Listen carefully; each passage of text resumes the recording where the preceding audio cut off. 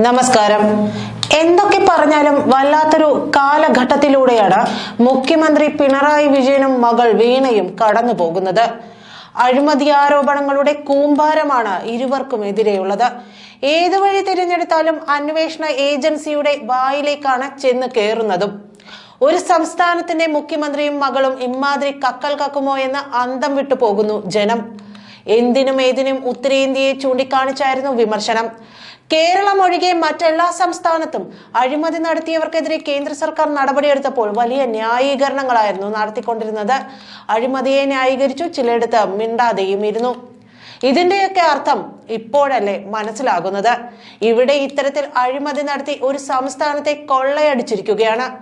എന്തായാലും മുഖ്യന്റെ കുടുംബത്തിനെതിരെ എല്ലാ അന്വേഷണ ഏജൻസികളും രംഗത്തെത്തുകയാണ് എന്നതാണ് ശ്രദ്ധിക്കേണ്ട വിഷയം.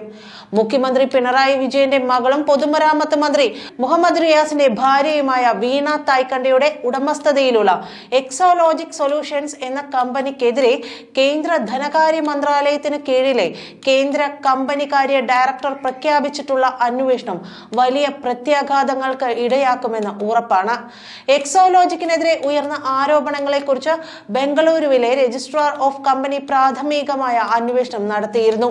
ബംഗളൂരു കേന്ദ്രമായി പ്രവർത്തിച്ചിരുന്ന എക്സോലോജിക്കുമായി കൊച്ചി ആസ്ഥാനമായി പ്രവർത്തിക്കുന്ന CMRL എന്ന കരിമണൽ കമ്പനിയും കേരള സ്റ്റേറ്റ് ഇൻഡസ്ട്രിയൽ ഡെവലപ്മെന്റ് കോർപ്പറേഷനും പണമിടപാടുകൾ നടത്തിയിരുന്നു. CMRL വിവിധ രാഷ്ട്രീയ നേതാക്കൾക്ക് കൈക്കൂലിയായും മാസപ്പടി ഇനത്തിലും കോടിക്കണക്കിന് രൂപ നൽകിയെന്നും IT-യുമായി ബന്ധപ്പെട്ട സേവനമൊന്നും നൽകാതെ മുഖ്യമന്ത്രിയുടെ മകൾ മാസപ്പടിയായി തുക കൈപ്പറ്റിയെന്നും ആദായ നികുതി വകുപ്പ് ഇന്ററിം സെറ്റിൽമെന്റ് ബോർഡ് കണ്ടെത്തുകയുണ്ടായി.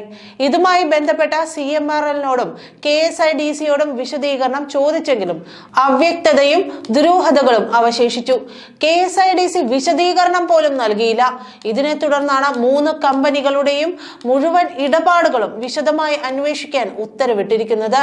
ഗുരുതരമായ ആരോപണങ്ങൾ ഉയർന്ന സ്ഥിതിക്ക് ഇങ്ങനെ ഒരു അന്വേഷണം ജനം പ്രതീക്ഷിച്ചതുമാണ്. അത് നിയമപരവുമാണ്.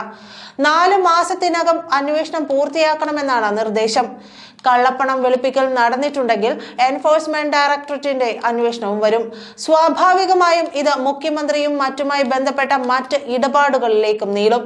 ആരുടെ ഓഫീസ് കേന്ദ്രീകരിച്ചാണ് സ്വർണ്ണക്കടത്ത് നടന്നതെന്ന് എല്ലാവർക്കും അറിയാമെന്ന് പ്രധാനമന്ത്രി നരേന്ദ്രമോദി തൃശൂരിലെ നാരീശക്തി സംഗമത്തിൽ പ്രസംഗിച്ചപ്പോൾ പറഞ്ഞത് ആരും മറന്നിട്ടുണ്ടാകില്ല. അന്വേഷണത്തിന്റെ വ്യാപ്തി വർദ്ധിക്കുന്നതോടെ സർക്കാരിലും CPM-ലും പുതിയ പ്രതിസന്ധികൾ സൃഷ്ടിക്കപ്പെടും. വിശദീകരണം തേടുകയോ ചോദ്യം ചെയ്യാൻ വിളിച്ചു വരുത്തുകയോ ചെയ്താൽ മുഖ്യമന്ത്രിക്ക് രാജിവെക്കേണ്ടി വരും. ഇങ്ങനെ ഒരു അനിവാര്യത CPM നേതാക്കൾ തന്നെ മുന്നിൽ കാണുന്നുണ്ട്. മുൻകാലത്തെ പോലെ പിണറായിയെ ന്യായീകരിക്കാനും പ്രതിരോധിക്കാനും അവർ തയ്യാറാവാത്തതും അതുകൊണ്ട് തന്നെയാണ്.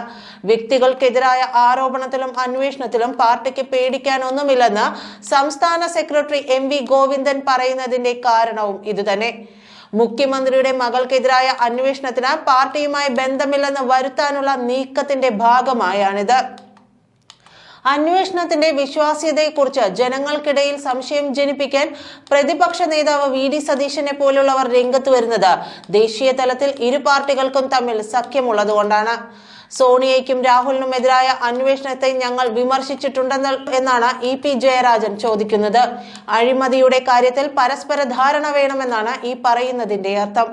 മുഖ്യമന്ത്രിയുടെ മകളെന്ന നിലയ്ക്കാണ് വീണ സ്വകാര്യ കരിമണൽ കമ്പനിക്ക് നൽകാത്ത സേവനത്തിന് പണം കൈപ്പറ്റിയതെന്നും പണം കൈപ്പറ്റിയവരുടെ കൂട്ടത്തിൽ പിണറായി വിജയനുമുണ്ടെന്നും ആദായ നികുതി വകുപ്പിന്റെ ഇന്ററിം സെറ്റിൽമെന്റ് ബോർഡിന്റെ ഉത്തരവിലുണ്ട്. PV എന്ന ചുരുക്ക പേരിലാണ് കമ്പനിയുടെ രേഖയിൽ പിണറായിയുടെ പേരുള്ളത്. സംഭാവന എന്ന പേരിലാണ് ഈ കമ്പനിയിൽ നിന്ന് പണം കൈപ്പറ്റിയിട്ടുള്ളതെന്ന് മറ്റു പല രാഷ്ട്രീയ നേതാക്കളും പ്രതികരിച്ചിരുന്നു. എന്നാൽ PV പിണറായി വിജയൻ ആണെന്നതിന് തെളിവില്ലല്ലോ എന്നായിരുന്നു പിണറായിയുടെ വൈകിയുള്ള മറുപടി. താൻ പണം കൈപ്പറ്റിയെന്ന് സമ്മതിച്ചാൽ മകളും കുടുങ്ങുമെന്ന ഭയം പിണറായിക്കുണ്ട്.